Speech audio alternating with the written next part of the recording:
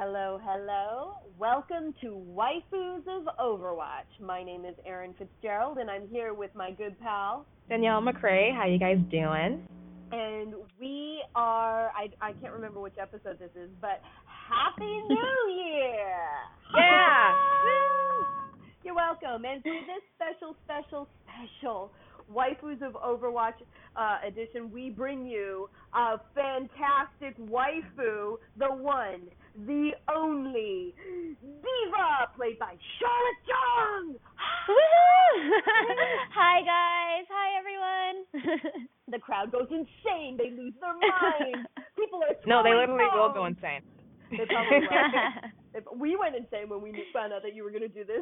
We were like, no. Right? Aww, that's very sweet.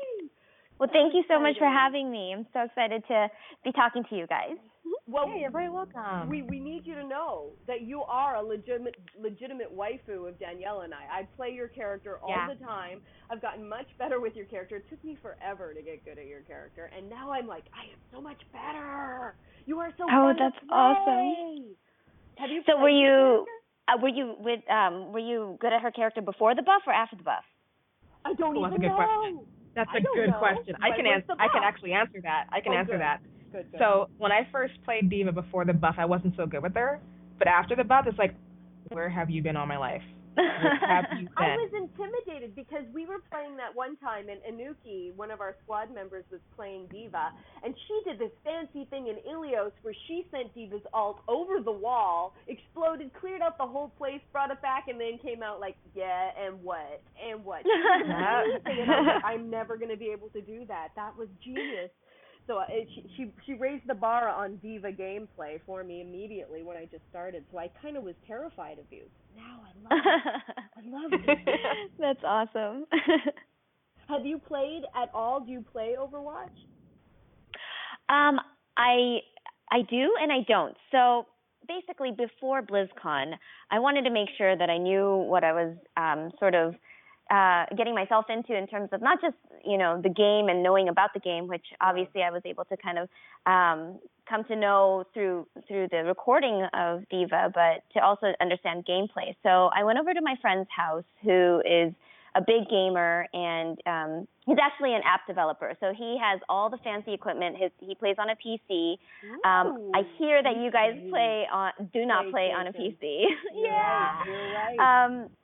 And funny enough, Blizzard at the end of sort of the first big round of Diva recordings sent me a copy of Overwatch, but it was actually a PlayStation 4 version, and I actually only own up to a PlayStation 3, and so I never got to play it. You're a good girl. And so that's why I went over to my friend's house and just started sort of playing for a few weeks before BlizzCon and got myself all caught up and yeah, so yes, I've played before, but since then I have not. Okay, that is, first of all, I appreciate the honesty in that, because I can honestly say I do not play the characters that I am. That usually makes me cuckoo. But I do want to learn them, when Danielle and I had to learn our characters in Skullgirls so that we could play them because we were publicly playing them, and mine is a really hard character, and I'm like, I don't want to play my character. I want to play the one that's easier. Why do I have to play mine? She's so hard. Yeah.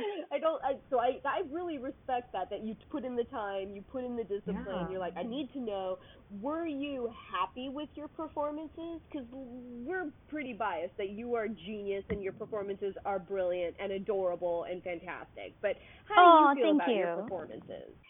Well, so I've obviously heard playback of the voices or the voice that I did, but then watching gameplay, and not just on YouTube, because I was doing that all year, because there are so many professional gamers out there that put YouTube videos out of their gameplay, right. And for me, I think playing it myself, because the first character I played was, of course, Diva. I asked my friend, I said, hey, can you set me up to play Diva, because I want to be able to get a victory with her before I move on to any other character.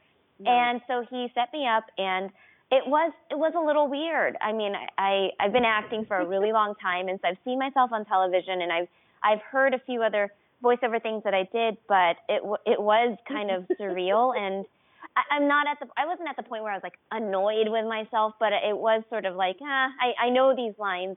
That said, I'm proud of Diva, and I'm proud of the voice that I kind of created for her, and also just the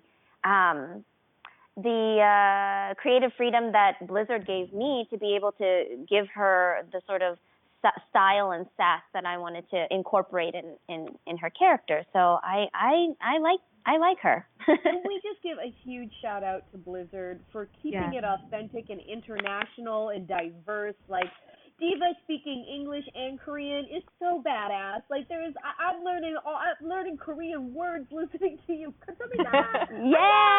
I freaking love that. I'm like, I need more. I just love all the multi-ethnicities and the diversity of the casting, like keeping it authentic. Were you excited about that? Was that even on your radar when you booked the job? Like, yeah. Absolutely, because I actually, I did grow up playing video games. Yes. Yeah. Sorry, I said yes because I grew up playing video games too. I'm like, so I mean, I will start with this though, and I'm aging myself, but I started with Duck Hunt, and then then like the regular Mario. I don't know if you guys remember, but like back in the day, we had to like blow into the little like, oh my gosh, what is it called? Like the software thing. You had to the cartridge. Yeah, the cartridge. You had to like blow the dust off. Sometimes I put it in the freezer because sometimes that like kind of rebooted it better. Anyway, so I love it. Yeah, that was so like I the grew equivalent up. to like the disc where they get dirty and you kind of had to like wipe it. You had to like blow into the cartridges. Yep, yeah. And so, so yeah, that said, excuse me. Yeah, so I grew up, and then I played Lion King on my Sega, and then I went into Street Fighter, and then, funny enough, I have a story about just like feminism and what it means to be a female gamer. But in high school, one of my best friends, who was a guy, he he was playing Tekken, and one day after school, we were about to do homework, and he's like, "Hey, can you do me a favor?" And I was like, "Okay, yeah, sure." He goes, just press this button over and over again. And I realized basically that I sat there and was allowing him to practice moves on me. By that I mean that I would have to just keep blocking, and he was doing all the little combos that he was trying to practice. And we did this for like an hour, and I did this several times for him because he, in fact, was my best friend. So I was just trying to, be a good friend. But that's like I look back. Sonic get all the trophies, Danielle. Oh, stuff like that. Yeah. Like, just let me like kill you for a bit so I can get this trophy. Yeah. Like, okay. See what girls do for their guy friends. You're amazing, Charlotte. We understand. Well, and I thought so too. But then I as I grew to be a woman, I looked back at that experience and thought, gosh, like, not that it was a sexist thing to do, but I can't necessarily accuse him of that, but I guarantee that he probably wouldn't have asked one of his guy friends to sit there for an hour and be his blocking, sparring mate. He would have asked him to play the other character and actually play the game so he could practice. Right? Like, you would practice by actually playing, not just, like, here, let me stand there and let you beat me. Oh, right. True. That's very insightful. Holy crap. Right. I did it happily for him, but in retrospect, I was like, wow. And I think it's because at the time, and kind of still now, but I think it's changing slowly but surely for the better. But it was a predominantly, definitely was a predominantly male sort of, thing to do or community. And so said, and he knew I played Street Fighter, but he also knew that I would pick Chun-Li because that's the character that I most related to. And for some reason, sadly, her character wasn't even like that powerful. And so then I ended up playing Ryu because Ryu was just the player to exactly. Kyle, we love you, Kyle. Yeah. Funny you mentioned Kyle. I just went to the last couple of cons I went to after BlizzCon. Kyle happened to be at both of them too, and so I got to know him really well. You played him. That is the best. That is like a whole fangirl circle moment. I love that. Yeah, it was awesome. And so later on, so we ended up doing a video together where he was saying, like I think I'm not sure if you guys are familiar, but Diva has the whole Gremlin Diva thing with the Doritos and the and the Mountain Dew. And so we did this thing, and I'm like, yeah, I love it too. And I did a video where I introduced him, and he goes "Ado," and he's about to say "Ado" again, but he says "Doritos," and it was basically a smash up between Diva and Ryu. So it was really awesome. So cool. That's like, it satisfies the kid in you. You're like, yes, all the games, the hours I've spent playing this game are now being satisfied. Like, and it's like it all comes full circle too. I love that.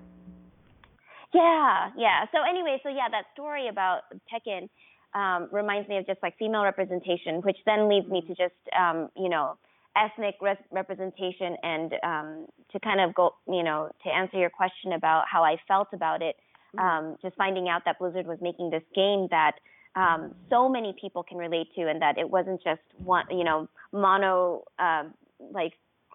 monochrome in terms of just like the male and a certain ethnicity, that there was so many different kinds of people animals represented in it. I was thrilled to be a part of the project and was really proud of it, because another thing that I noticed about the way Blizzard sort of structured the game is making everybody in some ways meaningful and powerful. Not necessarily in their gameplay. I'm not saying that everybody is powerful in their gameplay per se, but rather just their narrative and their purpose in the game is no less than the character, the next character. And I really appreciated that.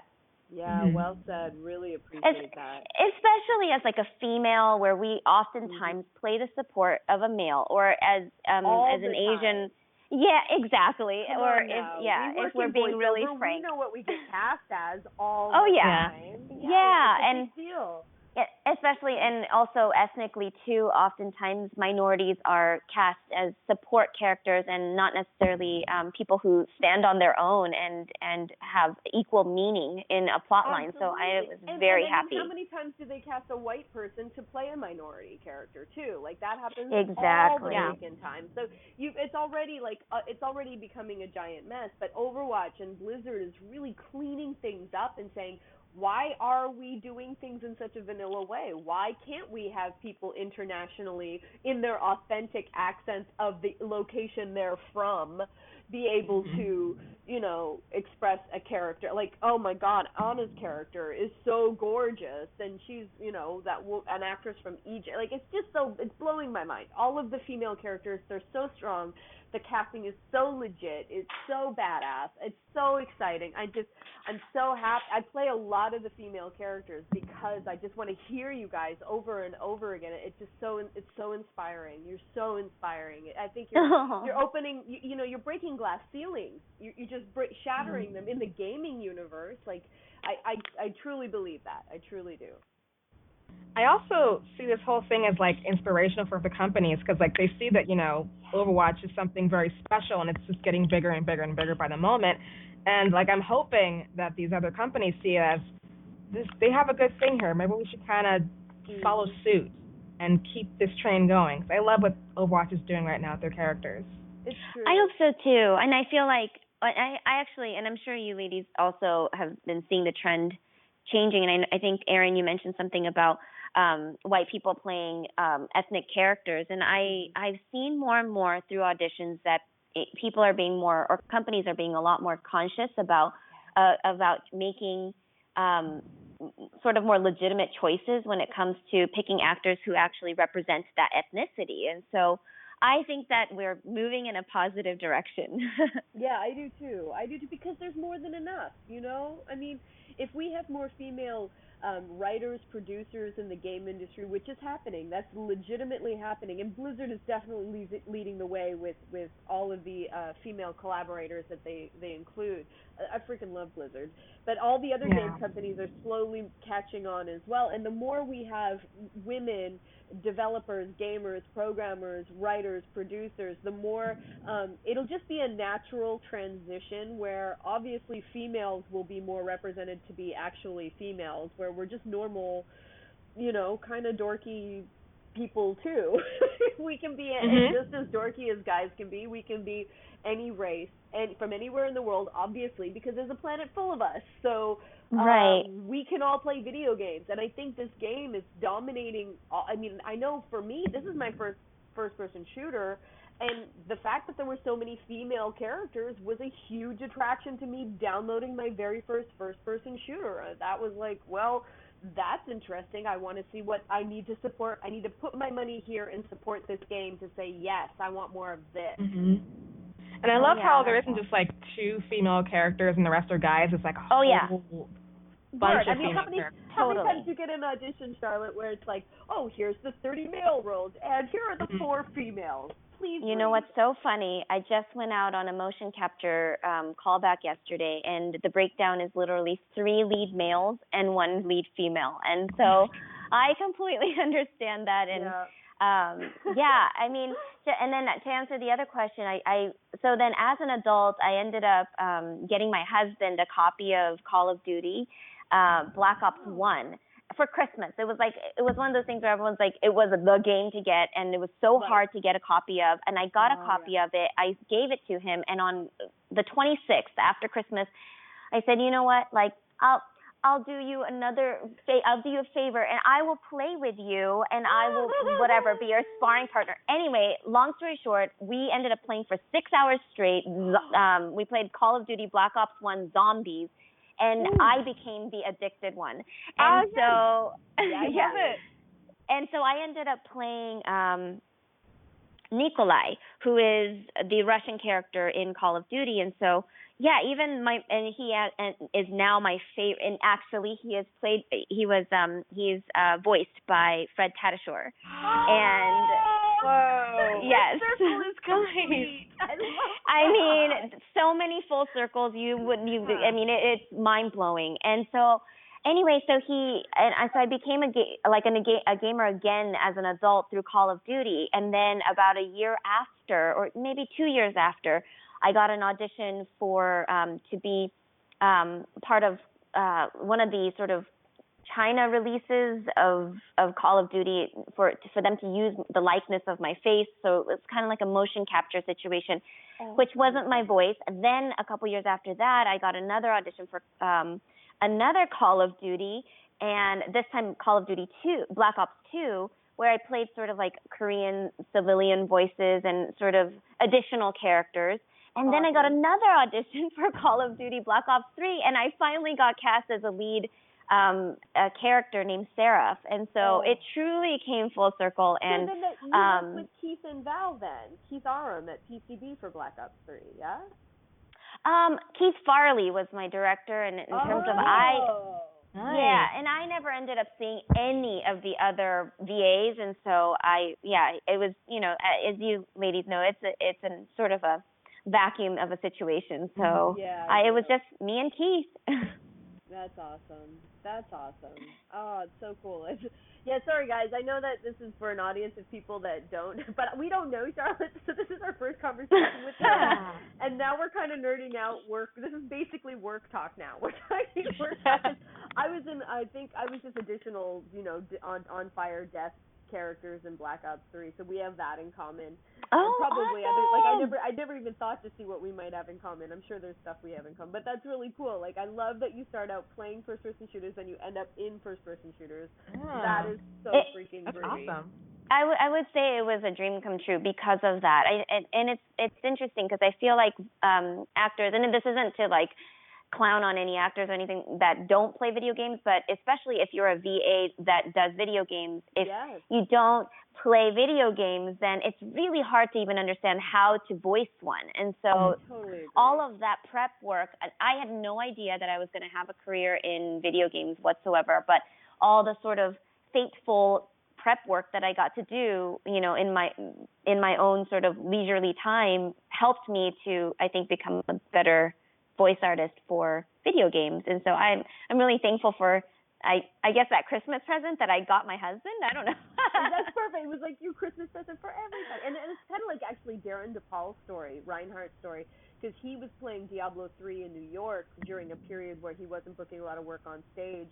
and so he was playing the video games, and then, you know, he didn't have a clue that he would end up in video games, and one of his first jobs is for World of Warcraft with Blizzard, who makes Diablo 3, so it's that beautiful circle, and now he's got this huge voice acting career. I mean, he was an amazing actor anyway, so I love how, that's something I feel like people don't get, that we're actors who do video games. Like, we're not voices, we're actors, we act characters, we become the characters. Like, Diva isn't you going into a booth and doing a voice, you're playing a character Diva, and she has all of these different facets to her. And with Blizzard, you get all the space and the time to explore the character. They're so good at that, so you really get into it. So I have another full circle story. I don't know if you're yes. we have time for this, but always. We can go as long as we want. Definitely. Keep talking. We'll go forever. That's awesome. Your interview will be 3 hours. We won't care. We'll post it all. Yay! It's for the New Year, though. So yay! Happy New Year! Yay! Happy New Year. So yeah, to bring all of this again full circle, BlizzCon was my first convention ever. I've gone to BlizzCon was at the beginning of November, and then after 2 weeks later, I went to Kraken, which is in Oakland, California, and then 2 weeks after that, I went to Yamacon, which is in Tennessee. So it's been sort of, and now I don't know if I'm allowed to say, but we're in December. So I just finished my last con, but BlizzCon being my first con ever, I ended up being seated next to Fred Hedeshore on the panel. And I love that. Oh my God. Yeah, it was awesome. And actually in the green room before we got introduced and we went out on stage, I calmly had, one of those fangirl moments, because I was like, oh my gosh, this is Nikolai. I mean, forget the whole Soldier 76, which is great and all, because we also have a storyline. I love it. Yeah, but I ended up, just fangirling out because he is my favorite character of all time in a video game. And so, but he was, I don't know if you guys have ever met him, but he is the most gracious, kind person who is not even faking it.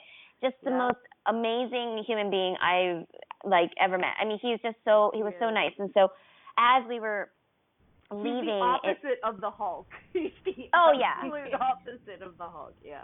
Exactly. So as we were heading out to the stage, I was actually standing in front of him, and that was our order. And I believe he and I think it was Matt they had this little friendly. They were pretending to be nervous, oh my gosh, are you nervous? Are you nervous? And it was so funny because they're obviously not nervous, but they're just kind of messing around with each other. And I turned back and looked at them and gave them this terrified look, and they're like, we're just kidding, you're gonna be fine, it's gonna be great.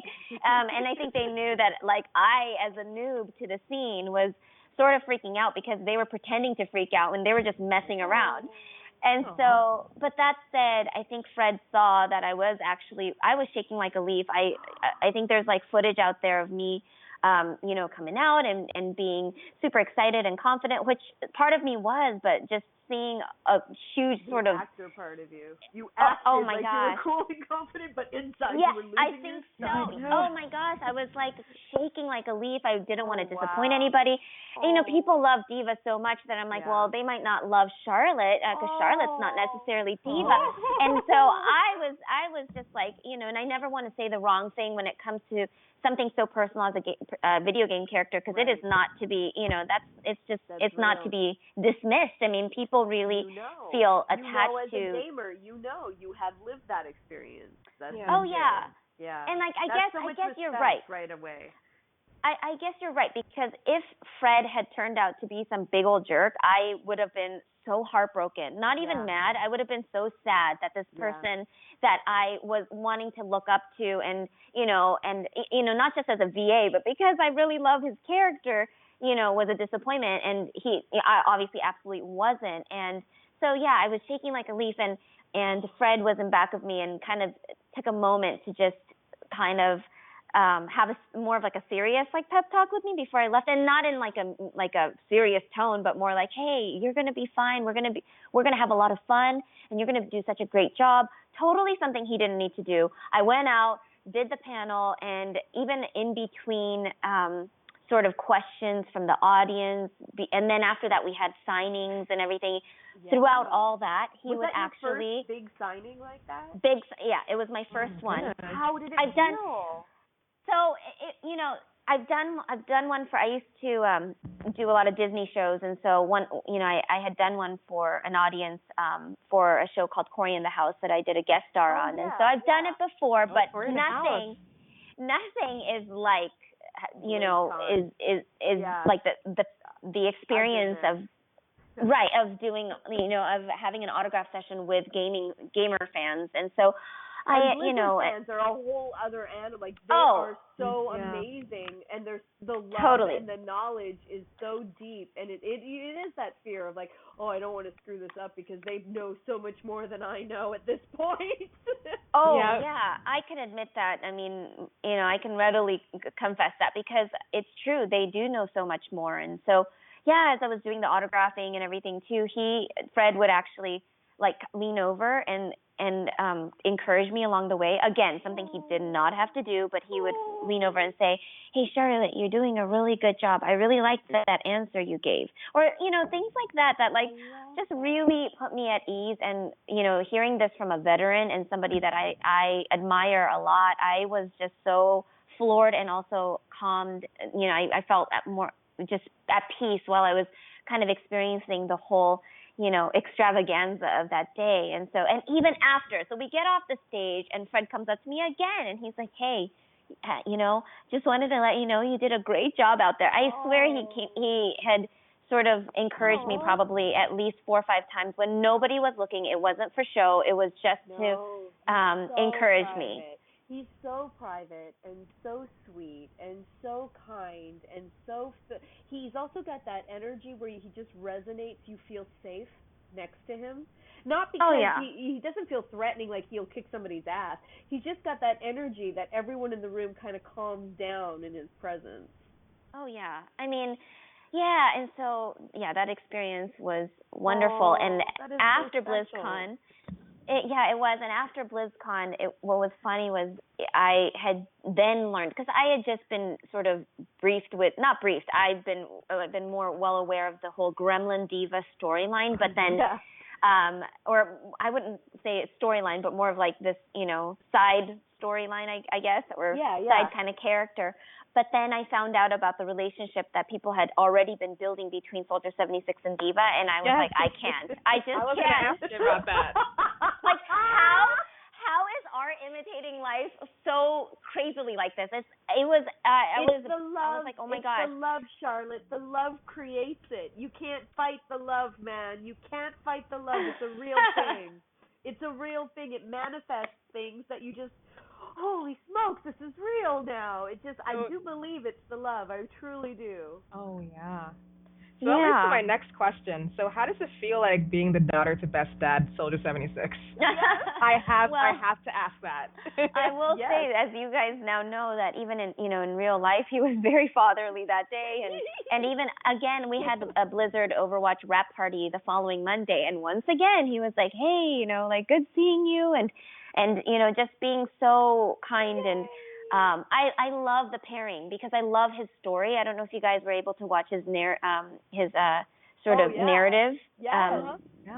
cinematic. It was so gorgeous. All the it's cinematics so are heartfelt. my favorite, and we really want a movie. Please, Blizzard, if you're listening to this podcast, can you please make a movie or an animated series or all of this so we can get more of these characters we love? They're so amazing. Listen to this. Listen to the magic that Charlotte is doing now. Yeah. This is a and we'd love to get to know them more. I love every character. We'd love to get to know them more and have more light shed on them and their backstories. And and what I love about Soldier 76's story is that he just can't help but to be the good guy.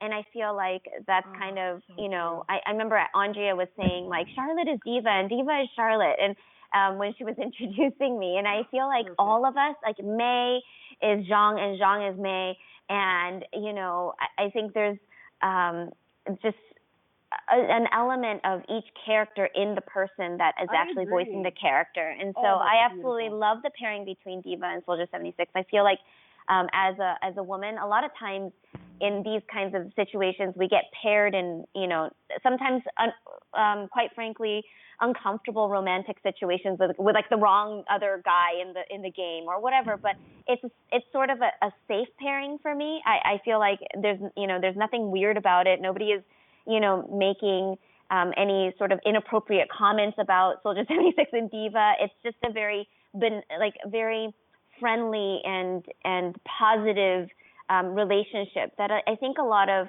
and I'm going to get a little bit deeper here and serious, but I think a lot of gamers and a lot of people in general, have strained relationships with their fathers, and especially if they're gamers. Sometimes, I know I personally get private messages sometimes even about family problems and whatnot. So I can see that the manifestation of these characters being, put into these positive relationships, people live vicariously through those relationships, and I think that's why it means these pairings mean so much. Even in the gay community, that I've been paired with Sombra, for example, as best friends, but also possibly as lovers.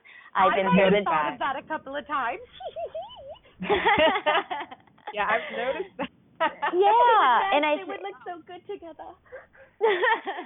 Yeah, and so I feel like these sort of side storylines that are made up by the fans are equally important as the Blizzard storylines that are quote unquote the official storylines, because really it's and that's what I love about this game, and what it did for me is to bring a sense of community for me as well as the gamers, and connecting me to them and them to me, and the rest of the cast. And so that's so it. You're nailing it right on the head, because what Blizzard has done with this game, because it's so uplifting, and it's like anybody can play this game. Like it's so family friendly. It's such a great game for all ages, kind of a thing. Nothing is inappropriate, and the relationships that are coming up and coming out, and almost like Blizzard won't label anything officially too much, so that we have the freedom to kind of grow it organically, which is beautiful. But that relationships aren't always necessarily about romance. That we have well, they're not, because relationships are every time two humans come together and they know each other, that's a relationship. Well, let's explore that deeper, further. What does that look like? What are friends? What is it to me? Like family members who have been split apart, family members who don't get along, those types of things, without having to make it super dramatic or ugly or out there, but it can be done in an uplifting way. And I think this game is legitimately doing that, where we're like, okay, this is what's happening. The side effect of all of the relationships, like the reason this podcast created, because I fell madly in love with Zenyatta and Reinhardt, and Danielle fell in love with Zarya and Widowmaker, and we were like, we got to talk about this. We got to talk about how great these characters are and how much we love them, because there's the relationship thing of like, this is why is it that these characters are speaking to me? Why is it that I'm like that? There's a whole complicated relationship going on between the gamer and the game, and each character you get to live out a different relationship, like a legitimate, like when I'm Diva, I get to be Diva, and I get to be in your personality, in your wants, your likes, your dislikes, your intention, like how you lead a squad is so uplifting. Like everything she says, how positive she is, how she's like, I got this, how confident she is, all of these things that maybe on a certain given day, I don't feel those things in myself at that time. But when I play Diva, I get there very quickly, and I'm like, oh yeah, this is easy mode. Like this is so much fun. You know what I'm saying? For me, when I play her, like let's say I have a really bad or down day, and I like play with her, and she's really happy and bubbly, and I'm like, how can you not be happy when you're playing with a character like that? Like, there's just no way you can't smile after that. It's just, she's my feel-good character. How could you she's be like unhappy? So true.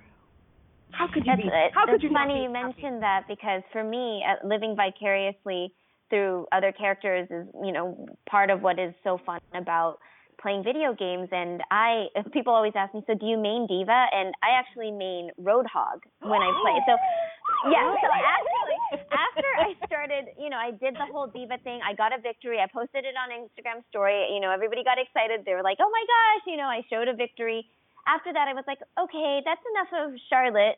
Let's do somebody else. And my friend was like, I think you'll like Junkrat. I think, he was kind of putting me in different characters, or, handing me over the keyboard with different characters and control. And then I realized, I just got drawn to Roadhog. And so I ended, he's hard to kill. So he's good for a beginner. He's hard to kill. Yes. And he's kind of just, he's cute, but really tough, and somebody that nobody would ever see me as. And so I just love being able to, be a big hog and whatnot. So, and of course, his hook is awesome. Awesome. You're right. Right. And the way Josh performs him, first of all, that voice is so soothing. It is so soothing and deep, and it kind of rumbles in that really calm area. And that character is seriously philosophical. Like when you see Roadhog, he's asking you to go deeper and explore some things. That's pretty cool. And I got to meet him at the Blizzard party, and one of the nicest VAs I've met as well. And so, and I know that we're not necessarily talking about work in the VA community, but I've had a really long career mostly in television, and I would say maybe in the last 3 years I've gotten myself really entrenched in the voiceover world. And I have to say, because a lot of people ask, and what do you like so much about being a voiceover artist? And I have to say it's the community and the people that I get to meet that are also voiceover artists, and the directors. Everybody is so incredibly gracious and not fake at all, and just really genuine and super humble. From anybody, everybody from the top, such as I hear Steve Bloom is a fantastic guy. Everybody from the top to all the noobs who are who are coming into the video game, the voiceover world. Everybody is just so kind and so helpful. And so, and as you know, there are new avenues of voiceover to be explored at every turn. And when we come across those sort of intersections, it really does help to have a friend or a director or a producer or somebody in the voiceover world helping us, whether it's because we're starting, a career in animation or commercials or being an announcer. There's so many, and I feel like it's not as this.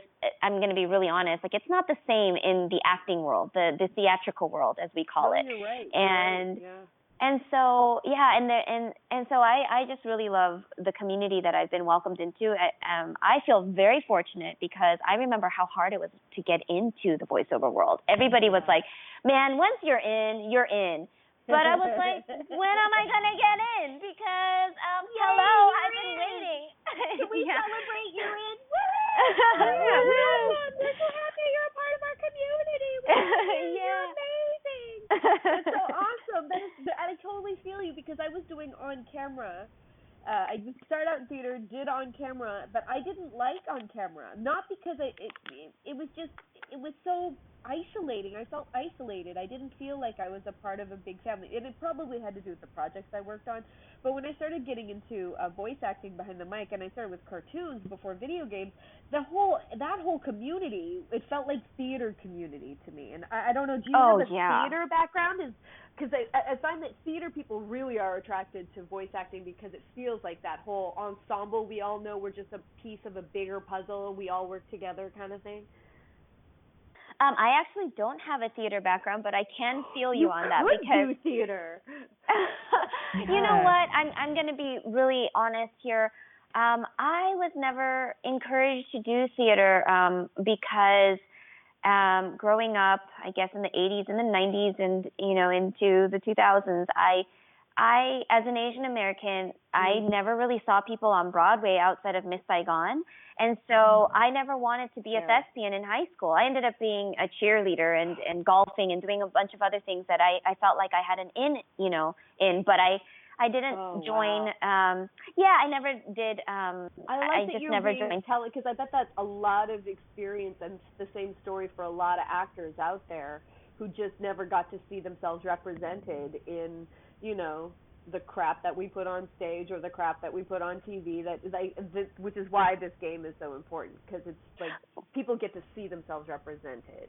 Oh yeah, absolutely. I think that if I thought, as a child that I had a chance at playing the lead, whether it's Right. Dorothy in The Wizard of Dorothy. Oz or Yeah, exactly. Good whoever, point. I would have probably pursued theater sooner. I was doing impersonations of people since I was probably 3 years old. My mom was always just cracking up, and my family and my friends, because I was always impersonating people. So I always had it in my heart and in my mind that this is what I wanted to do as a grown up. But then this How old I were got you when sort you of. started on camera?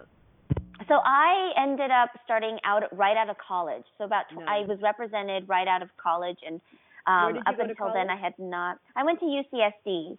Nice. Yeah, and so funny enough, that whole story is interesting too, because I wanted to always be an actor, and I was actually discovered on an airplane when I was 5 years old by a talent agent. I mean, it's such a typical story. Wow. What was that? That actually happens, getting discovered, quote unquote. Oh yeah, it's so funny. It was like such a typical story, but I remember I was 5 years old, and this woman just kept staring at me throughout the entire plane ride, and it was a long plane ride because we were headed to Japan. I was with my mom, and I was headed to Japan, and I just thought, wow, why is that woman staring at me? And then, of course, at the end of the plane ride, she hands over a business card, which is like a 10-hour plane ride. So she was observing me the whole time. Oh my And she hands over a business card to my mom and said, I'm a talent agent, and I would really like to represent your daughter. I think, she's adorable or whatever. And I was begging my mom. I was like, Mom, please, I want to be an actor. I want to be an actress. Like, please, please, please. And she was like, no, we want you to do something a little more realistic. So funny because, look what happened, right? And they can't fight it. My parents wanted me to be a nurse and a teacher. I feel you. Yeah, my parents wanted me to not be a voice actor. They thought that was not a real job, so they wanted me to be something that was more like a doctor. And I'm like, I'll try. I bet they're proud of you now, because I know my Yeah. parents are proud of me now. Oh, definitely.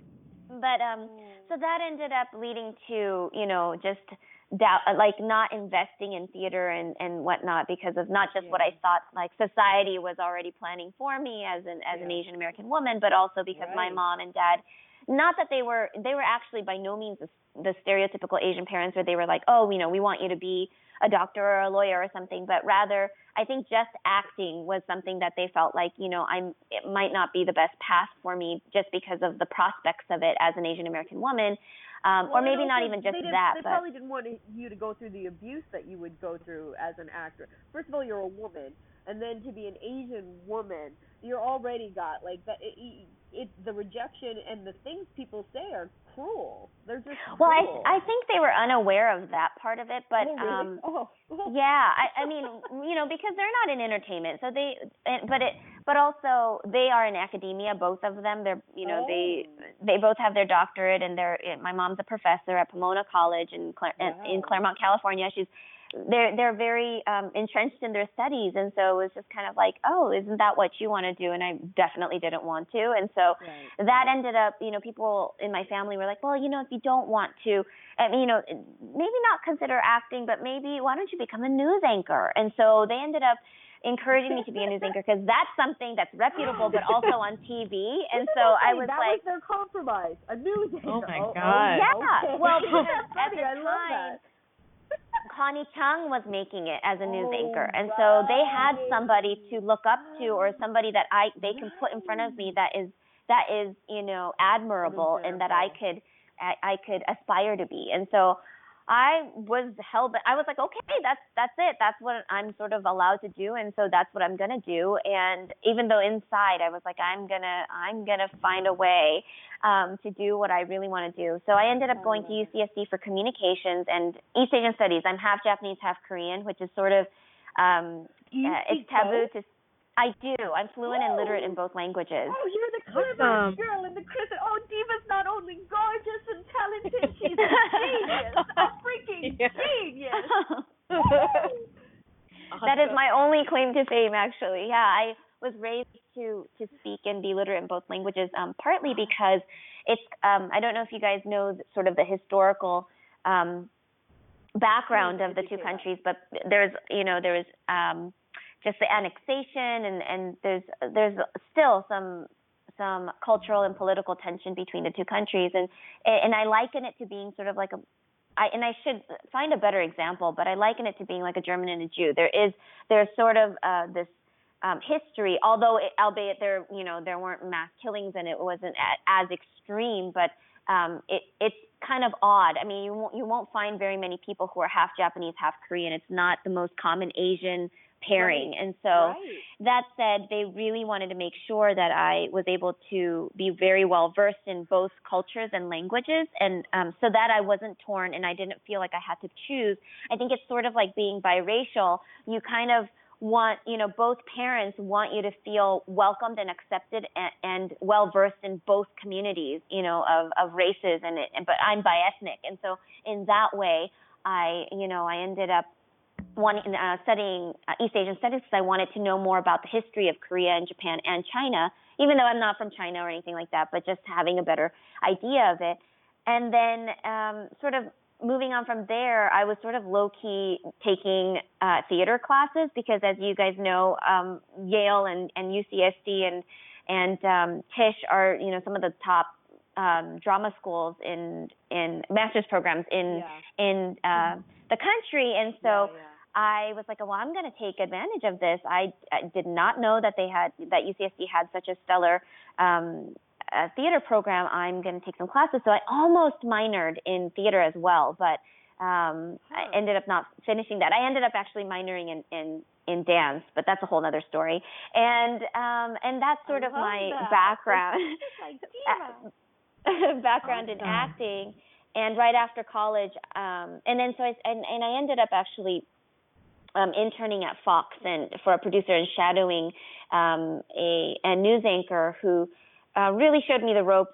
I was there in the doing the morning show with a news anchor at maybe like 2-3 in the morning was when I woke up, and I would report to the studio by 4, and I realized this isn't really what I want to do. If I really wanted to do this, I would be much more excited about it. What do I really want to do? I want to be an actor. I've always wanted to be an actor, and it's kind of like having an aha moment with like that guy that your best friend or something, and not realizing that you're actually in love with them, that having a realization and an aha moment where you're like, what am I doing with my life? Life is so short. I gotta go for what I want to do. And so out of college, I came back out to LA and started taking an acting class with a teacher named Margie Haber. I don't know if you're familiar with her, but she's one of the OG sort of Hollywood on-camera acting teachers. And there I found another actor friend who said, hey, if you want, you should start by getting a manager instead of an agent, and have that manager find you an agent. And within, I believe, a couple of months, I submitted to everybody. I mean, Management 360. I had no idea, like, who was who, Untitled. It didn't matter. I was just sending it out and figuring it out. Yeah. Mm-hmm. Yeah, because I took like one of those like books from Sam French and just did a mass mailing, and that led to. Wait, just for a second, for anybody listening, Samuel French is a great place to get anything industry books. I just wanted to insert that because Sam French it's an inside knowing thing. Please continue. Oh, is it? Oh, okay. Yeah. You're right. Yeah, it's an actor place to be. But I didn't know anybody in Hollywood. I really didn't, and so I ended up doing a mass mailing, and the 10th manager that got back to me, I did 117 mailings, and 10th manager who came back to me, this is going to sound really silly, but I'm a God person, so I was praying at the time that I would find a woman who was a minority, who was not too old, not too young, and would not put me in a risque situation. And I set some standards for myself because I was so scared I was going to get like pulled into the porn industry or something without even knowing it. Right. And because everybody scares you about Hollywood. Yes. Oh yeah, everyone's like, like, oh my gosh, like you're gonna be originally. Everyone in Canada thought, oh, you go to move to Burbank, you'll get into porn. Exactly. It's gonna be one or the other. Right. Dear. And so I'm just sort of like my naivete, drew me to just these sort of making these sort of unrealistic standards. And so the 10th person who called me was a woman. She was African American. She was in her early 30s at the time. and is, was happened to be, a Christian, and all these things that I made these ridiculous standards for, and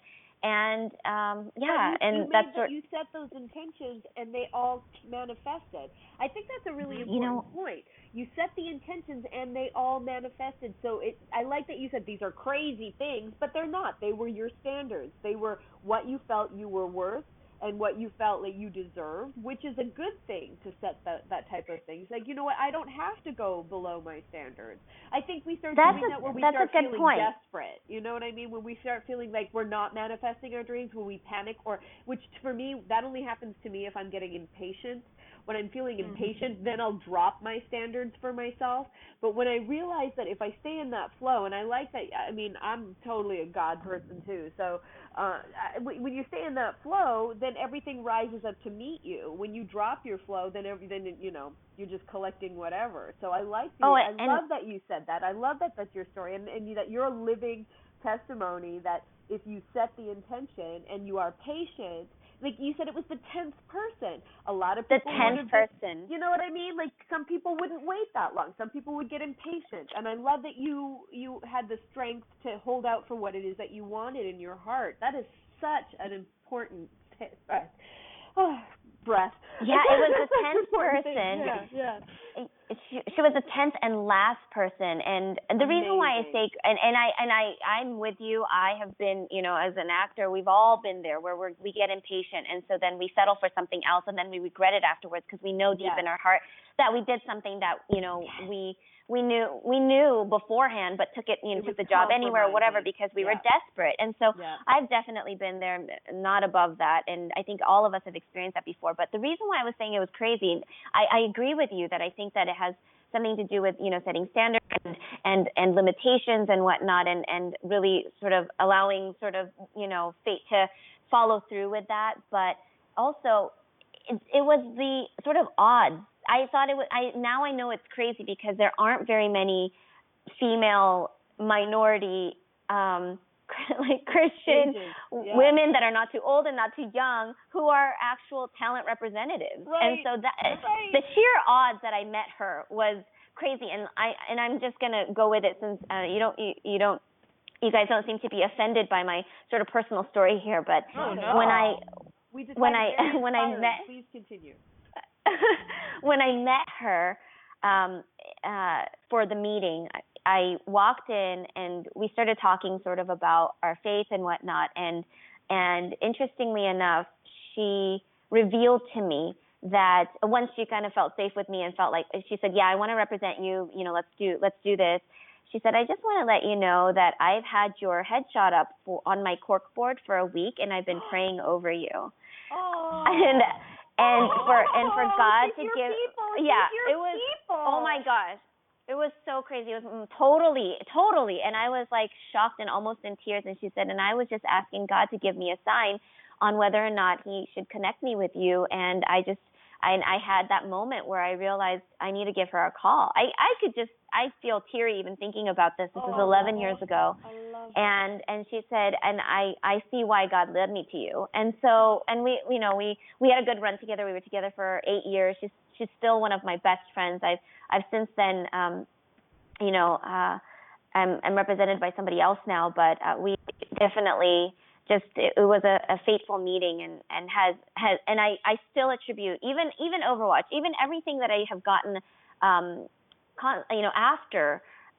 after my time with her, I attribute to her, because if it weren't for her and her taking a chance on me and praying over my headshot, I would not have had the opportunity to be Diva, and I know it with all my heart, and for that I owe her for the rest of my life. But that's your journey. That's your journey, and you guys you wanted to meet each other, and that's the thing. You held that standard for her. She probably wanted the same thing out of her clients, right?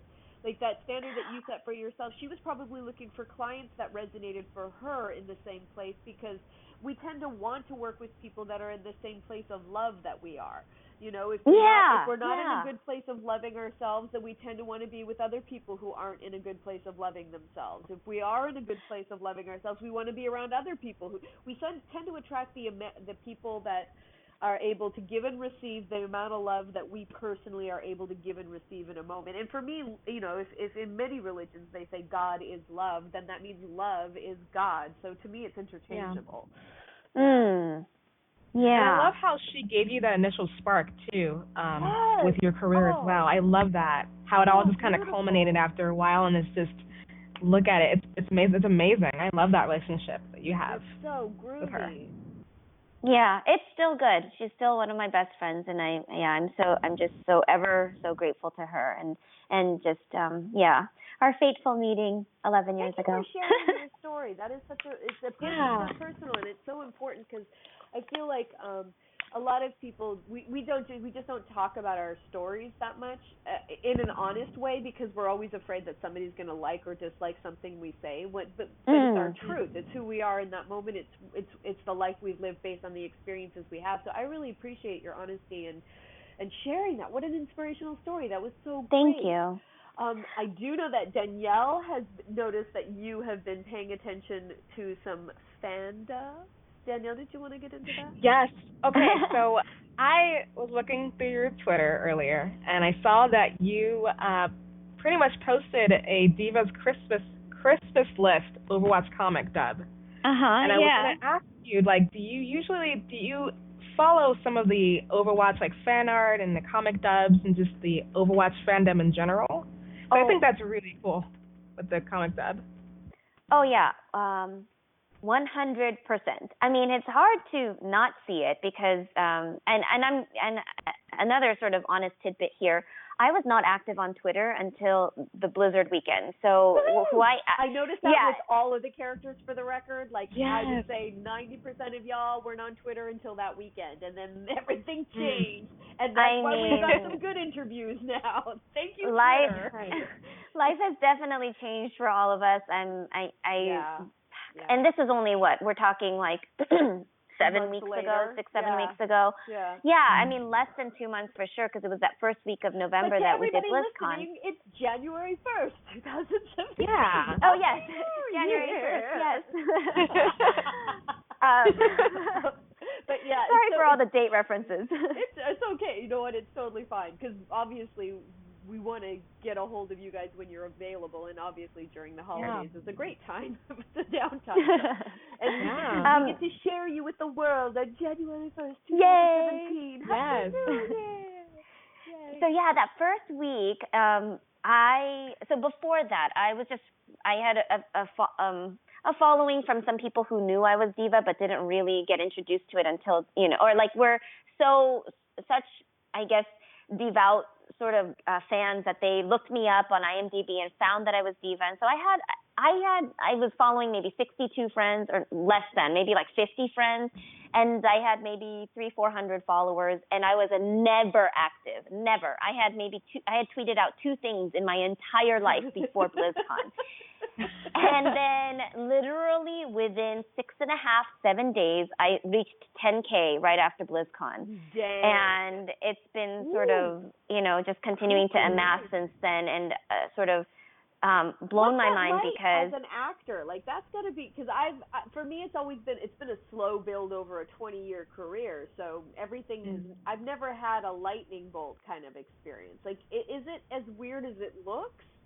It is. It is weird because, well, here's the thing. I think we all have sort of this part of us as actors where we're prepared for this moment. We're like, this is what I've been waiting for, this community that I get to be in, where I get to, have relationships with fans, and I had sort of mentally been preparing for a lightning bolt moment. It's kind of something we all, dream about. Keep in the back of your mind, just in case. Right, right. I mean, we've all done that Oscar speech, right, in the bathroom or in the shower or whatever, where we're like, I just want to thank my parents, and I want to thank, like that one person that helped you. Teacher who helped me. Yeah, believe in myself. Yeah, and so it was one of those things that I've always mentally prepared for, and so I wasn't so much unprepared for that, but but there's nothing like actually going through it and all of a sudden overnight becoming somebody who is public and accessible and is in some ways expected to be. But what was really nice was that, like you guys said, we all sort of did that at the same time. So outside of like Crispin Yeah. Freeman and Matt Mercer. the rest of I was going to say the class, because it does feel sort of like a classroom. I love the class. The class. That is so sweet. The rest of the class. It's the Overwatch Our class. squad. It's the squad. Yeah. Yeah, exactly. The rest of the squad, like we all sort of kind of came into it together. We kind of, entered into all of this together, and so much of my sanity, and I think the rest of the cast sanity, comes from the support that we gave each other, because there isn't a single, weirdo or just like mean-spirited person in the cast. We're all uniquely different, and we're all so supportive of each other that kind of going through the process of becoming so public, along with the cast members, became sort of seamless and easy because of the support system that we all had, and also because of Blizzard. Blizzard is always so, supportive of the relationship between the cast and the fans, and so all of that, it was weird, but it's been so fun. It's still fun. I'm still riding that high and that wave of getting to know what it means. I hope it lasts for a while. Absolutely. I hope this means nothing but great things, and we get to see a lot more of you, not just as D.Va, although Blizzard, if you're listening, a movie or a TV series would be really great. Oh my gosh, please. Or like a story mode. We would love more of D.Va. We will take D.Va and Charlotte until the end of time. However, it will also be great to see you as many other characters, and ideally get to be in the booth with you, because now, that will be a big circle for Danielle and I at this point, where we just want to be in the room. It'll happen. We'd have to get that circle together. It can't be a video game. It's got to be a cartoon, so we can actually be in the room together. Yeah, at the same time. Video games, we don't get to be in the room together. It's only separate. It's not the same. It's not the same. I'm sure it'll happen. I found that through the conventions that I've been to. Oh, I'm so sorry about that. Somebody just knocked on the door. I'm so sorry. It's okay. This is so embarrassing. Pause 1 second. I have a red poodle named Joffrey. And Joffrey. So everybody say hi to Joffrey. Joffrey. At the door. Oh my gosh, that threw me off. I'm so sorry. What was I saying? So through the conventions and whatnot, I've met Max Middleman, I've met Kyle Adair and Dave Vincent. I've met so many so many VAs, Robert Axelrod, like so many people that are so great, and realizing through conversation that we are currently, because of NDA, like we don't obviously talk about it with each other, but through sort of, clues, we've realized that we're on so many different projects together, and so. Yeah, so I have 3 new games coming out next year that are not, that are not D.Va, and I'm on a lot of these things with different voiceover actors, and so actually I wouldn't be surprised if Erin and Danielle we were on something together and we just didn't know it. That would be awesome. This year, 2017. This year, we'll find out. So everybody, we'll find out this year. We want to make sure that everybody is following you, Charlet Chung, because we want to know all the announcements. We don't want to miss anything. So what are the best ways to follow you and follow what you're doing? Do you have a website? Obviously, you have a Twitter. Can you give us all that info for the fans listening? Absolutely. So on Twitter, I'm at Charlet Chung, CharletChung.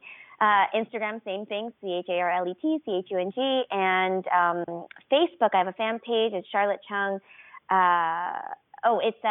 Sorry about this. It was Facebook.com/ Charlet Chung Official.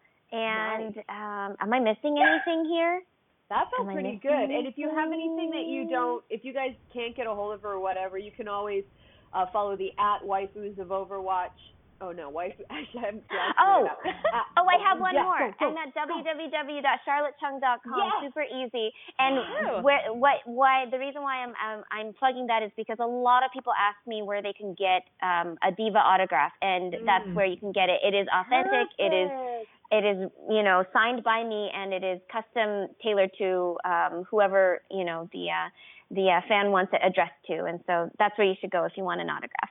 Say it one more time. What was the address? charletchung.com. Perfect. Done. You guys got that. And the Twitter handle for us is Waifus of OW. I don't know why it's because Overwatch wouldn't fit. It was too long. Waifus of OW that's the Twitter. And then, of course, there's the Waifus of Overwatch fan page, the waifusofoverwatch.com, where you can listen to all of our podcasts. We have podcasts with other voice actors from the game Overwatch. We also have podcasts with Danielle, myself, and the squad we play with every night practically, because we're addicted to this game because we love it so much. So I think you can subscribe to us on SoundCloud. We probably are on iTunes. I'm still figuring it all out. But let us know if there is a place that this podcast isn't that you would like it to be. Please message us so that we know. I'm at Erin Fitzgerald. Danielle, you are? I'm at Danielle MCVO. McVO, yes. Yeah. My website is erinfitzvo.com. And Danielle? Oh, I blanked. Oops. Danielle, www.daniellemcraebo.com. Perfect. So if you want to know more of the credits and the stuff that Danielle and I do so that you can understand why we're doing this at all, feel free to look that up. If you do, if you don't, we don't care. We're doing this for ourselves. We are no pressure at all. Actors who are like, I just want to hang out and talk about Overwatch with, oh, wait a second, we're voice actors. Let's talk about it with other voice actors. That's what we like to do. We're terrible humans, but we love Overwatch, so you're welcome. So, no, Happy New Year. We hope you guys have a really, really blessed New Year. I can't even believe the guests we've had so far. Charlet Chung has been on our show. Diva! Yay! So, thank you once again, Charlotte. Thank you for having me. This was a lot of fun. Thank you. It's going to be an amazing year, my friends. This is good. And would you think, if we asked you and you were available, would you come back? Do you think maybe? Oh yeah, absolutely. I actually no pressure of me asking you online. Oh yeah. I booked my first animated series, which starts next year, and so once yay, thank you. So yeah, once that comes out, I don't know if you meant for Waifus of Overwatch, but I would, for whatever reason, I would be thrilled to come back. Yeah. Yay! I have a feeling that we'll just we start off with the characters and then we go into the universe. You know what I mean? Yes. Overwatch has been our doorway to take things further, to go into bigger imagination, to just explore, and I think that's what makes us different from other Overwatch podcasts and stuff, because this is us. This is who we are. All right, thank you so much. Thank you so much. Yay! Thank you. Bye, guys. Bye.